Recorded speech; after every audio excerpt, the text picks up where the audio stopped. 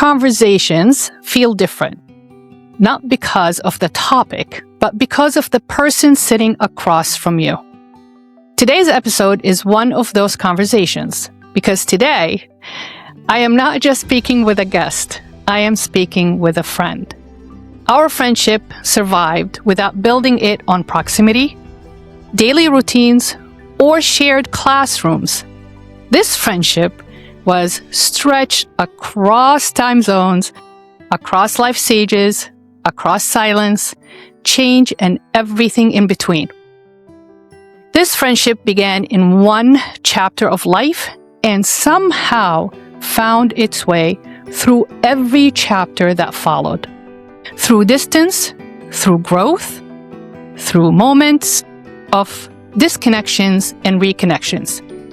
Our special guest and my friend Abby is someone I've seen not only in her professional roles as a social worker, a family coach, a strength-based leadership trainer, but as a human being who shows up again and again for others. Today, Abby is a licensed clinical social worker, therapeutic coach, a leadership consultant working across ministry and organization settings. She focuses on high-achieving women in leadership, helping them address burnout and implement sustainable system for both personal and professional growth. Her work blends clinical experience with deep understanding of leadership and performance. Welcome back to another episode of Chatting with Slava the Jordanian. I'm your host, STJ, and I am so excited to introduce to our community and our world and our space, Abby Vickery. Thank you so much for coming on. Thank you so much for having me, Slava. I'm pretending that we're sitting on a bench in Magic Kingdom. We need this pretend and we need this memory with everything that's going on around the world. I thought we'll have this intimate hour together away from family, responsibilities, spouses, kids, and just talk about Abby. So what I want to start with is to share with our audience and listeners, who are you when you are not holding space for everyone else? That is a really, really good question. So I decided to be very intentional and vulnerable with you. Hopefully I don't start crying or something like that, because I am a crier. I'll try hard not to. But to be very honest, I think that I am in a stage of my life where I'm continually figuring that out. I have spent the better part of my life showing up for other people at the cost of myself. And as I, was younger, I didn't really notice that very much in my body and my soul. It was just kind of we're going to show up this way and we're going to do our best and we're going to achieve and perform and show up for people. And as I got older, that cost me more. And so I'm definitely in a season of my life where I am reflecting on that and trying to very much practice what I preach to other high achieving women and figuring out what that looks like in my own life. That's really very important point, because I have addressed it with your husband, Eric, who's been my dental coach for, 20 years. And that's when I met you. And it's, and another thing that I learned, it's burned out, right? Just you burn out emotionally, physically.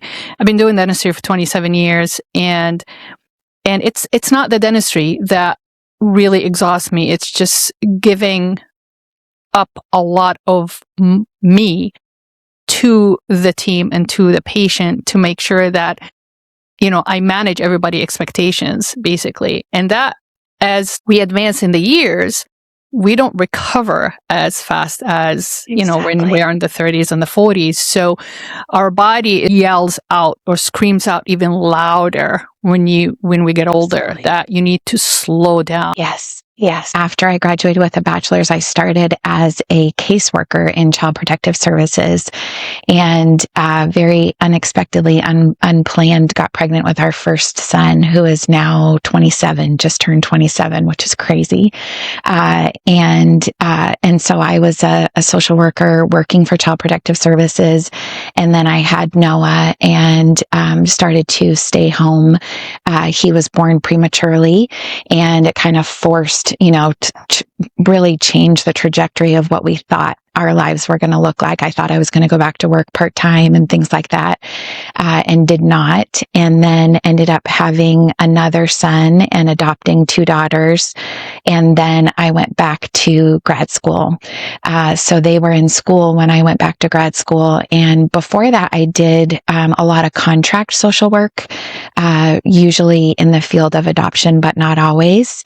And then when they were in school, I went to grad school, and then have done a lot of different things. That's the beautiful thing about social work, is you can do a lot of different things. And I knew when I was choosing my path in the helping profession, what drew me to social work was that I wanted to be able to help in a lot of different settings. And so social work allowed me to do that, whether it was in the hospital or in a ministry setting, which I'm doing now, or in a school, or in a therapeutic, more clinical setting in, mental health and county mental health. So I've gotten the wonderful, I say that with my whole heart, just so blessed to be able to work in all of those different arenas, because it's taught me a lot, and it's also allowed me to try a lot of different things, which I've really, really appreciated. He was born in 1999. That year, Mother's Day was on May 9th, which is when he was due, and he was born on March 22nd. I can't remember exactly how many weeks that is now. I'm not a math girl, but it's very premature. And so I was brought via ambulance from Augusta to Portland, Maine, and had him at the Barbara Bush Children's Hospital in Portland. And it really changed, our whole plan. Getting pregnant with him unexpectedly, I had already enrolled and gotten accepted for grad school, and we actually were planning a trip to Europe, and found out that we were pregnant with him, and it was the absolute best thing that's ever happened, and also was not our original plan. So. Oh my God. So see how children in general, resilience, so very resilient. And it's amazing how the divine just sends with them so much power and so much energy that it just defies every, possibility or just the inclination that they might not make it. And look at him too. And he's doing missionary work. No, he's doing ministry, right? He was. Yes, he is in ministry. He is what's called, it's kind of a fun term. He is a next gen pastor at a church in Denver, and is married to a really, really wonderful, incredible young woman. And they had Wells last May, so he turned 10 months old today, actually. And Wells was a gift to our family in a really difficult season of our lives, which is another timely blessing, for sure. So, we get out there to see them as often as possible. And it's honestly a joy. I haven't been able to really find appropriate words for, the way that feels. I think my favorite thing that I've been able to process and figure out is that when we met Wells, everything about him was so familiar. Which when you're meeting somebody for the first time, you don't really think that way. But being around him just feels really, really familiar, which is really cool. Eric is Pops, and Eric is trying very hard to have Wells say Pops before he says Mimi. So we have a little bit of a competition, going, but he says Mama and Dada, and he's mimicking all the things. He's just found his tongue. So Eric is as you know, one of the funniest people I've ever met. And so he is doing all sorts of things. He'll say, "Show me your tongue," and Wells sticks out his tongue, and it's really funny. So you guys are going to have a lot of fun, because when kids have personalities that early, they, I worked at daycare, and your whole career is working with children, but they're very smart and they learn really, really fast. So it's going to be a lot of fun, and I hope. Yeah. I can't wait for Ty and Naomi and Maya. Oh my God, it's funny how you see, like I said, flesh and blood, but they just copy that personality, and you see the little, your kid's personality in that little personality. It's so cute. All right, back to reality, because I can go on. Yes, exactly. So you had Noah, and then you were signed up in graduate school, and you have Ty after, right? And then you guys moved back because Erica's from California. So you were in Maine. That's when I met you guys. And you went back to California. And then how, as far as your career, was there a gap? Like when you moved from Maine to California, did you have to hold off on what you wanted to do? Did you do the same thing that you did in Maine in California? How was that transition? So I really, really, really loved being a stay-at-home mom. And my version of the way that I wanted that to look would be literally like, I've got the apron on and I go collect my eggs in the backyard, in the morning, and I have a mini donkey and live on a gentleman's farm. My husband is not that way at all. So he's not a camper. He's a 5-star hotel kind of guy. So we had a little, we did not have the gentleman's farm when my kids were growing up. We lived in suburbia, which was wonderful. And I'm not complaining in any way, but it definitely wasn't the picture that, I would have had. I love animals. So give me all the animals. So we moved back to California, and I stayed home, and we had just adopted Maya from Guatemala. And then we started the adoption process through our local foster care system. And we brought Naomi home when she was 2, and then adopted her when she was 4. And during that time, I was doing contract work for an adoption agency that was located in Central California. And so the beautiful thing about that was I could do it around my schedule. And then I went back to grad school when they were in school and in preschool. And I would do my homework at night after we put them to bed. And the program that I did was wonderful because it was in our town. But through Chico State University, but it was in the town that we live in, which is an hour from that university. And so I was able to go on Saturdays when Eric had the kids, and I loved every minute of it. I think that's the wonderful thing about learning. Like when you're in your lane, the things that you learn about are so exciting and fun. And I really felt that way. Like I loved my classes. I loved my professors. It was also a really interesting thing because I had gone to a private Christian university, and then being in social work, which is, there's a lot of depth and breadth in terms of, different political views and, all culture and all of that type of thing that I hadn't been exposed to, not only in our professors, but in the type of learning that we did and the things that we read. And I was so grateful for that. And so I did that program and then graduated in 2012 from that program, and then started working full-time from there in a lot of different venues. I mean, really, really different, everything from county mental health to hospital to private practice to telehealth to school counseling. I did a lot of different things. That's the other great thing about being a social worker is when people look at your resume, they don't go, oh gosh, you're not consistent or you're not loyal.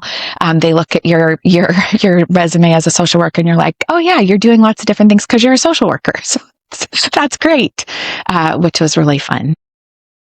So let's back up a little bit. So you went from Maine to California. First of all, you can take the girl from Maine, but you can't take Maine from the girl, right? Thank you, Slava. I can't imagine you not wanting to be in nature, because even if you're not a nature person, I lived in Maine for 2 years, and I didn't live up north where you were at. I was southern Maine, which a lot of Mainers don't consider Maine. But you cannot help but be in the beautiful nature of Maine. You want to be outside all the time because it's just so pretty. And it has that just mystical, energy about Maine. Even when we drive now from New Hampshire to Maine, it takes us like 90 minutes just to go to Portland, Maine. The moment you cross the border, you just feel this blanket of bliss. It's like, ooh, we're in Maine. It's so bizarre. I mean, Stephen King wrote about it in so many of his books. I think that's where the inspiration of the energy in Maine, it has its own special energy. So I'm not surprised you wanted that, but I think about growing up in Maine and what a gift that was. And I was born and raised there. And we go back there, not as often as I would like, but this year I turned 50.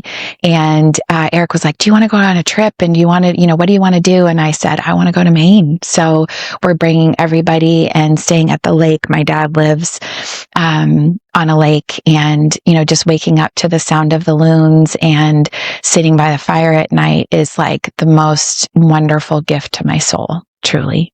I agree with you 100%. I mean, I traveled Europe, and I was, in North Africa the past 2 years, and, I'm from Levantine and Jordan and living in Saudi Arabia. It just, I don't blame you. Maine, it's just I left my heart in Maine. Of all the places I've been, all the places I lived in. And I always say it, if it wasn't for my Egyptian darling, just like Eric, I would be still in Maine, because it's such a special place on earth, I think.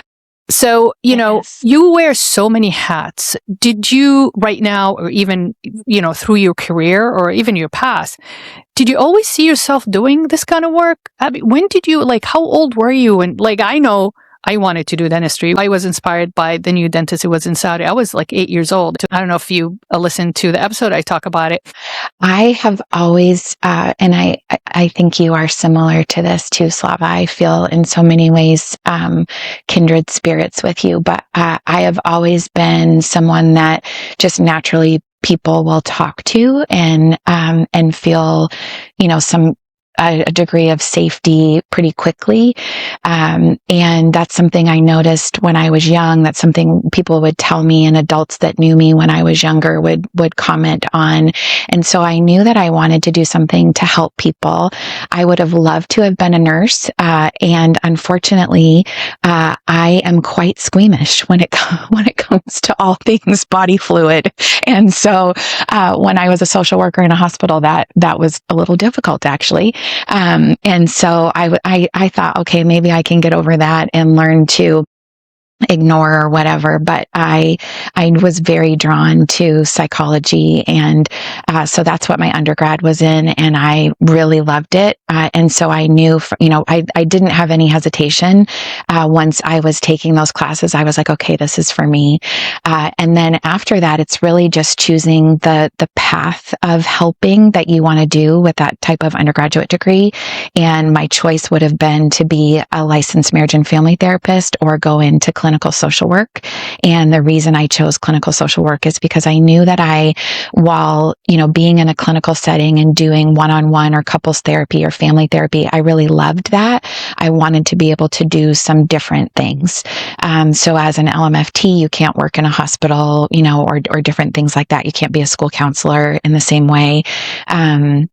And so that's why I chose that route. And when I'm working with younger adults and they're like, which path do I choose? I have that conversation with them. Do you see yourself sitting, one-on-one with somebody, and you're in an office and you're in a clinical setting? Or do you see yourself running into the emergency room post-trauma, doing a trauma assessment and the adrenaline and all of that, which I loved.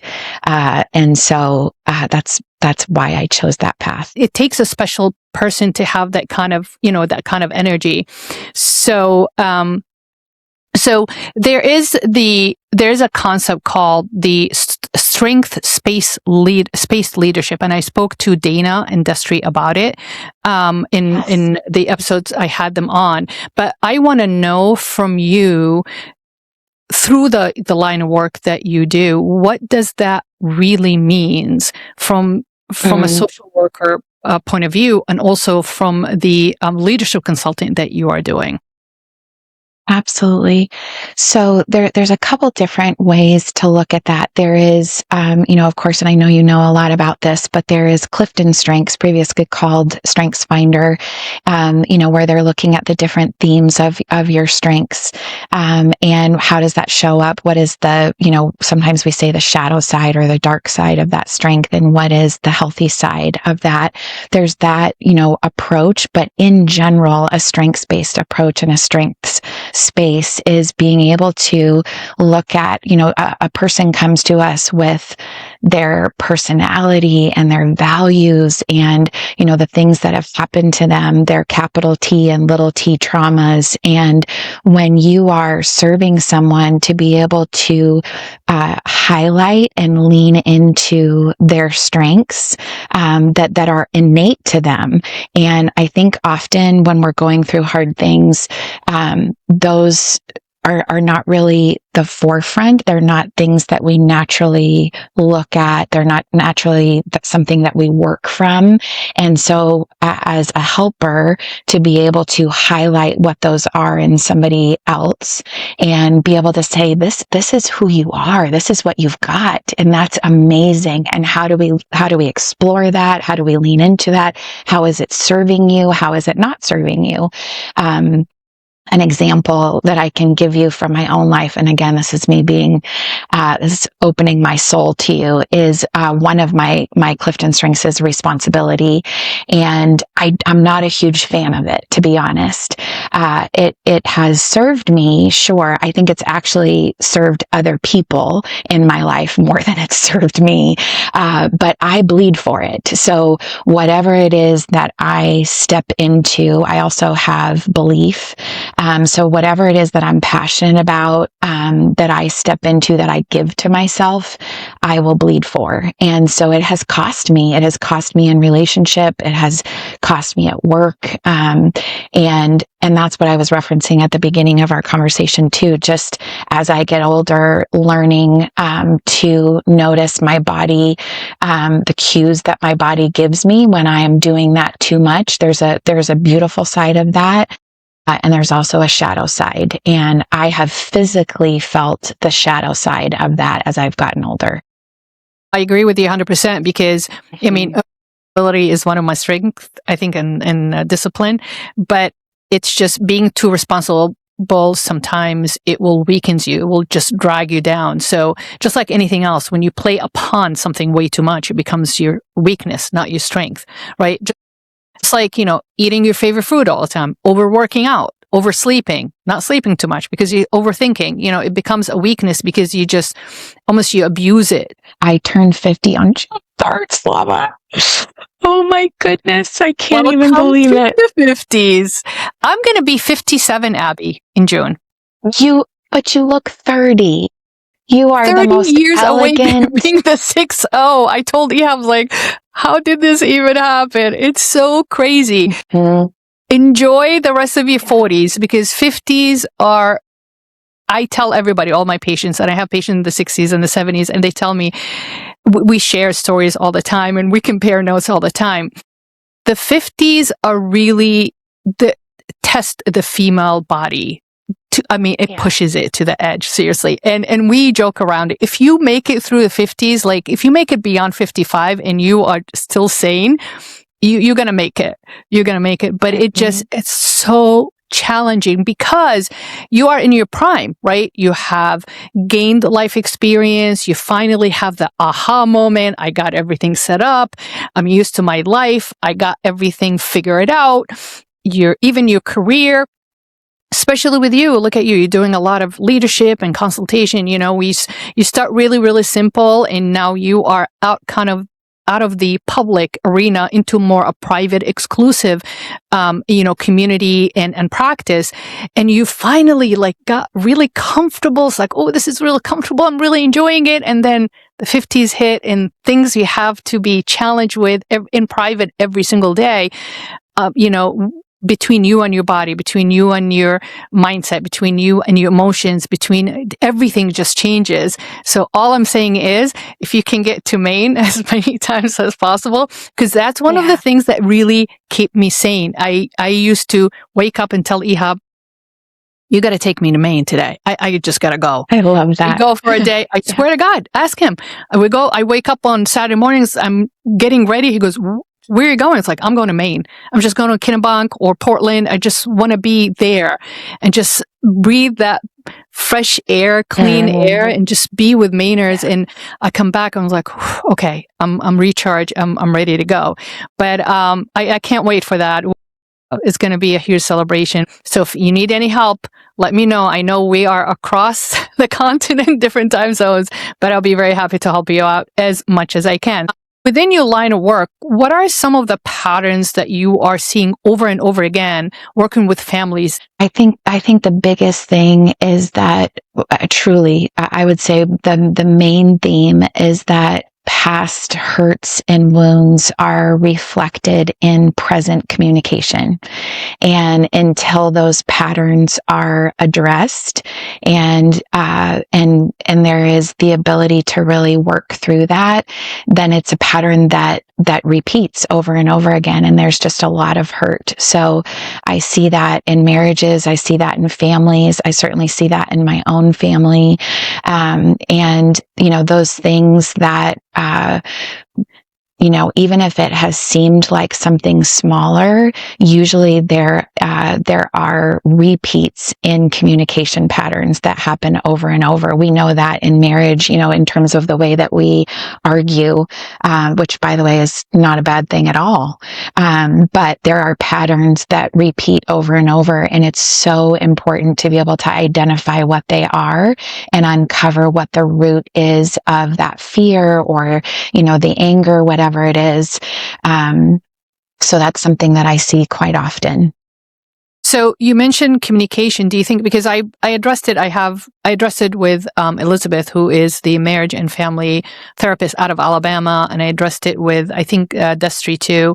And I talked to on the show, I talk to a lot of women in leadership positions, which is therapy or corporate, and you guys are all we are all in agreement that there is a lack of communicative skills, especially with the new generation. Try to bring everybody together, sit down around the table and have dinner or conversation.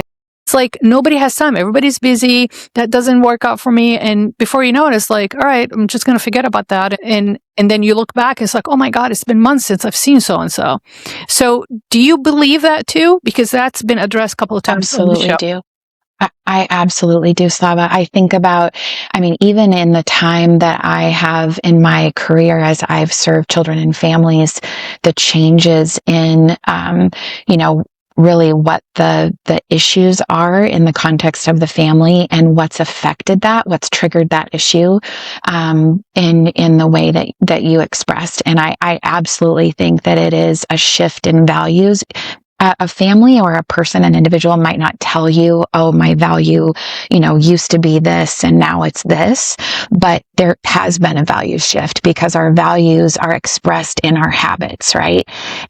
For better or worse, that's the truth. We don't like to acknowledge that, but if you tell me that your value is family and togetherness and that doesn't show up in your life, then that's not an expression of your values. The way you're living, there's a misalignment somewhere, which is a lot of what we address in therapeutic coaching. You are not aligned with the way you want to live your life, and your values. And so I really think that it has a lot to do with technology. I am not a technology hater. It is fascinating to me now, and I even have talked through this with my son and daughter-in-law, that there has been such a pendulum swing. There's a really popular book right now out that a lot of young parents are reading called Hunt, Gather, Parent. And it is this, going back to our roots and the way that our values used to be expressed pre-technology. And I think that there's just such a disconnect and isolation that naturally happens. And the other thing that I see, especially in young adults, is because they've grown up in that culture, that tech culture, then they don't have the skills, they don't have the emotional intelligence and I'm not saying that they don't have it, they don't utilize it, it's not a muscle that they flex, because it it is flexed differently when you are using technology and when that's at the forefront of the way that you communicate. So you're seeing things now like people buying landlines for their homes and not giving, there's such a thing as a gab phone that has no, actual internet or anything on it. It's just a device that you use to call. And so that pendulum is swinging back, which I think is awesome. And we can also celebrate technology and what it does for us at the same time. I always said it. I believed, Ihab, he's just really techie, and he's into progressive innovation, and I agree with him. Technology is going to help a lot of people. Like it's a double-edged sword, right? And just like everything else, if on it too much, it becomes this unhealthy codependency relationship. If my phone is not charged, I'm not going to be okay. If I don't have my phone on me, I'm not going to be okay. So if my phone is not okay, I'm not okay. But also, technology becomes the trigger that dysregulates a lot of these kids, right? Because it's all about comparison and almost like I call it the digital competition. Like, oh, you have this phone, I have this phone. You have this game, I have this game. You have access to Instagram, I have access to Instagram. It's constantly comparing and competing with that, and that's not really a healthy, competition. Competition can be healthy, but also the technology is helping a lot of the medical innovation, a lot of the surgeries right now, the diagnosis, the differential diagnosis, in the medical field, in the pharma field, in agriculture, in aviation. There's a lot of significant impact of the advanced technology that we see around the world, but we don't recognize it, or we don't really appreciate it, because we just, it's part of our world. And they tell you right now where we're living right now in this age is the most advanced humanity ever seen. It's the healthiest, the cleanest, and the safest. Sometimes it doesn't feel that way, but it is true. If you look back, now, if you're saying, oh, it could be much better. Yeah, of course it could be much better. If you think about it, human created technology. So these kids, sometimes they think that technology just dropped from the sky, from the spaceship, that alien created it. And I keep reminding the young generation, guys, the AI was created by human brain, right? Computers were created by human brain. Phones were created by human brain. Humans created all that. It's not that technology were sent to us, overnight. And they look at me, it's like, oh yeah, you're absolutely right. So I said, okay, don't be like completely controlled by it, because that human brain that created technology is controlling your brain. So one brain is creating a controlling brain. You guys should be equal.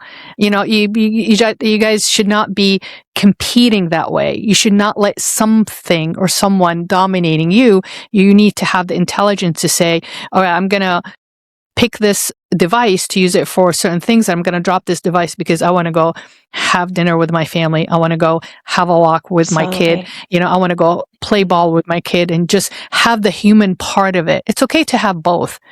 But unfortunately right now, because everything is so monetized and, and technology driven, you either this or that. Why can't you be both? Exactly. You know what I'm saying? Like, why can't we have the balance? Exactly. I love when you said, I love the word you use, the duality of that. That's absolutely brilliant. Have you heard of the analog life? Because that's what you're describing. This is a new concept to me. I'm just learning about it. So I hope I don't misspeak in any way. Yes, you need to look this up. It's fascinating. So the analog life is, sort of going backwards to I would say the intensity of technology and the way that it has overtaken our lives. And so they have these really cool expressions of that. Well, you can have an analog bag. And so actually some of it that I've seen online is adorable that you would love, because we love LL Bean and the little boat and totes. And you get a boat and tote and you put, your needle point and your knitting and your word scramble and your journal and things that are not technology related. And you have your analog bag.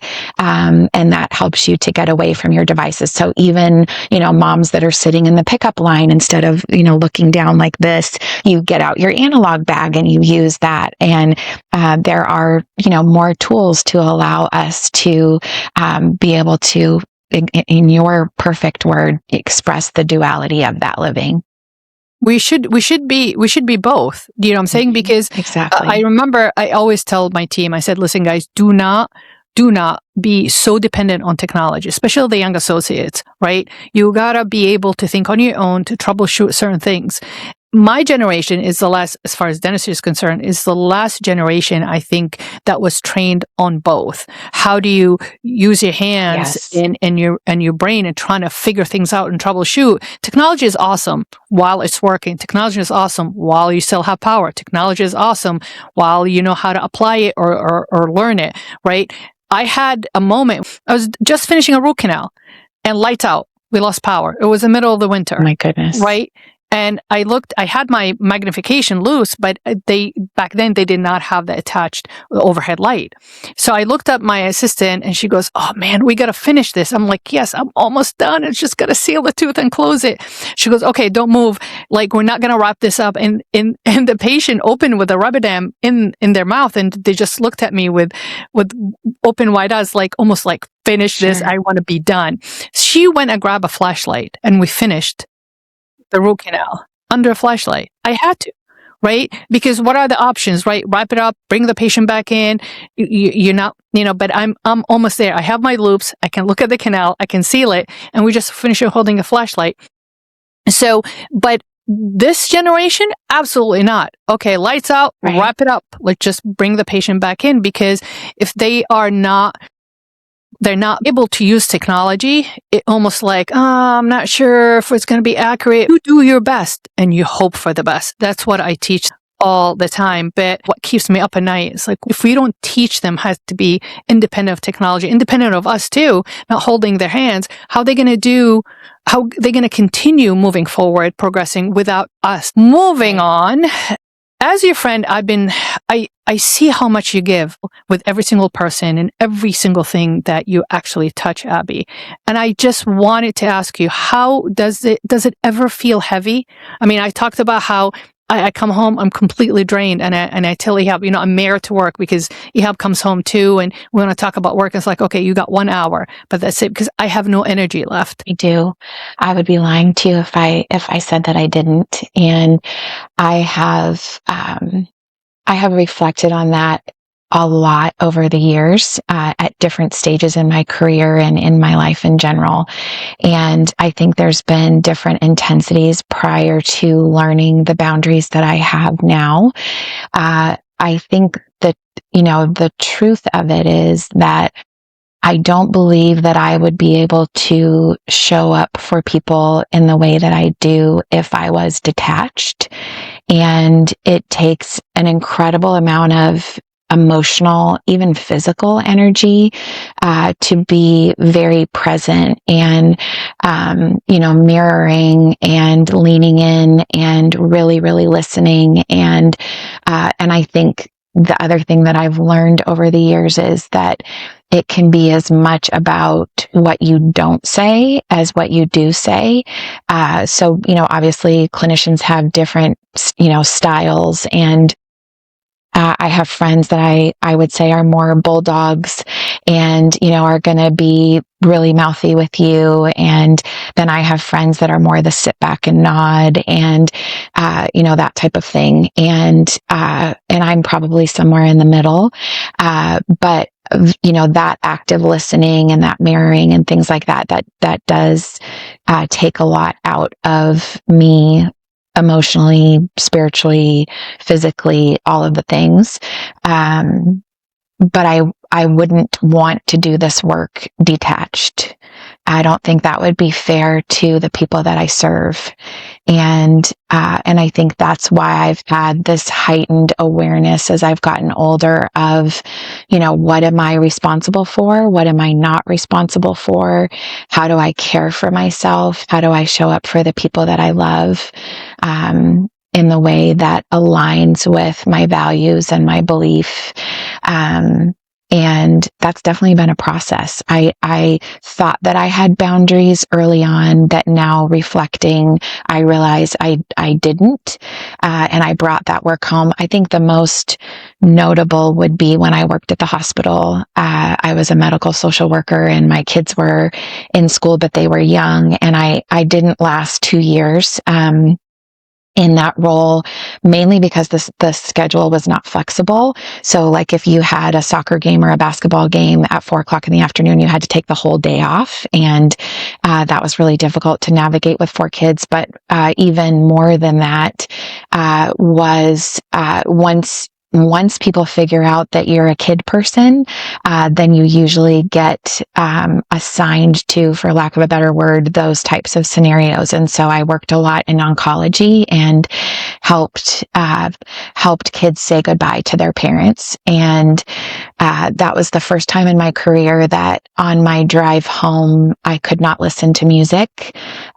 Usually I would listen to worship music or something like that, favorite songs. And I didn't even have the capacity to listen to anything. And I would roll down the windows and drive home and take the long way so that I could take as much space as I could before I got home. And there was a particularly devastating case one night, and they asked me to stay late past my shift and be there until the mom passed away. And I remember that night when I was driving home, the drive from the hospital to my house is through our small town, but it was active and people were going out to dinner, and I was stopped at a red light and people were passing on the crosswalk and they were laughing and talking.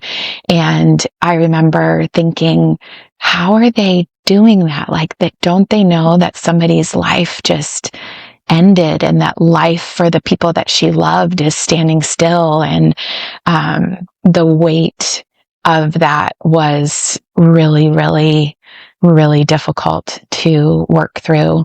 And I've had a few other, really significant things that I have walked with people through, and I don't want to do that in a detached way. But yes, it does cost me something. So how do you regulate yourself? Like, how do you the long way, but even going home, you've seen what you've seen, and you could not unsee what you have seen. I mean, I've done gross anatomy, cadavers, and we had to, like in dental school, we had to learn the background of that cadaver. My cadaver was homeless. He was North Korea, a veteran, drugs. Well, I think for me, it's really interesting. One of the biggest things is gratitude. And I know that sounds a little weird, but in the context of this, but I am so grateful for the opportunity to be able to sit with somebody in their deepest grief and pain.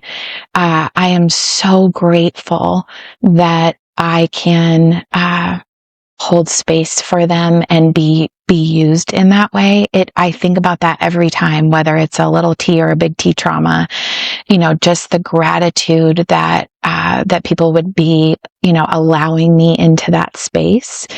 And I know that everybody has, different strengths and abilities and things. And for whatever reason, it's something that I feel very drawn to and led to and comfortable with, that chaos. And so I think gratitude is a really big piece of it. I think it's multifold. The other piece would be that I have a really wonderful community, and not that obviously because of confidentiality, they don't know necessarily what's what I am walking through with somebody, but just being surrounded by people that push you and, call the best out in you.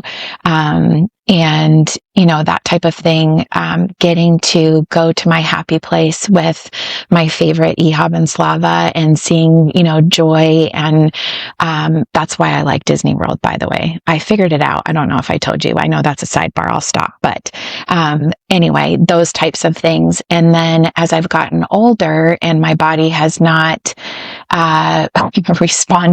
bounced back as quick as it used to, one of the things that I am trying desperately to protect in this season of my life is slow mornings. We've gone through a challenging season as parents in the last few years, and my mornings were pretty chaotic for a while. We have a daughter with special needs. And so in the resolve of that over the past couple of years, one of the things, I love animals. I have amazing dogs. And so, drinking my coffee slowly and patting their heads and being grateful for the birds and the sun streaming through the window, and, getting ready slow and not being rushed, all of those things, makes my day totally different than when I have a chaotic, rushed morning. So I'm learning those things as I've gotten older, what feeds my soul. Walks and being in nature feed my soul. And my faith is something that I can't fathom being without.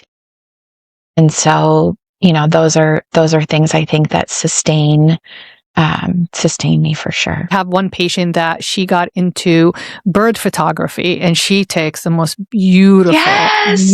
Birding, Yes. She is she always loved birds, and she used to be a marathon runner. And then when she got diagnosed, she fell into depression. She lost a lot of weight. She made it through. She's very, very strong. So she disappeared from out of our practice for a while. And I didn't know what was going on. And then when I saw her again, reviewed medical history, I found that out. And I was like, oh my God. And then because she always was a bird watcher and she knew her birds, she picked up photography, and that's her basically blessing, that she goes out in the woods and she spends hours and hours and hours. And maybe sometimes she'll take like 1 or 2 photos, but they're absolutely gorgeous. And she travels to Maine and Vermont, and she's such an outsy. But, I'm biased. I think because you're a Mainer, you have the ability to do what you do, because I think people from Maine are so in touch with their inner self, and also the divine and the creation around them, and the gratitude. So real quick, we talked about what do people not see about your work, and you have, touch base on the, very intimate moments with what goes, inside of you when you are experienced or you are witnessing like trauma or devastation or despair. I don't think that we can prepare ourselves, in the ways that we think. I think it's so much about practical, knowledge and experience. And, you get the book knowledge when you're in school. But I think one of my favorite things to do actually is sit with young people as they're trying to figure out what path to choose. And if they want to be a helper, in the psychology field in general, there's just so many different paths within that. But I think the biggest thing is talk to as many people as you can and ask questions. What is your typical day? Because there are so many different paths within the field. And I think I shared this a little bit before, but when, if you were to choose to be an LMFT, a marriage and family therapist, then what that looks like sitting, with somebody in a room and, having that one-on-one is very different than being able to do, a number of different things in social work. And if you want to do that, then take that path.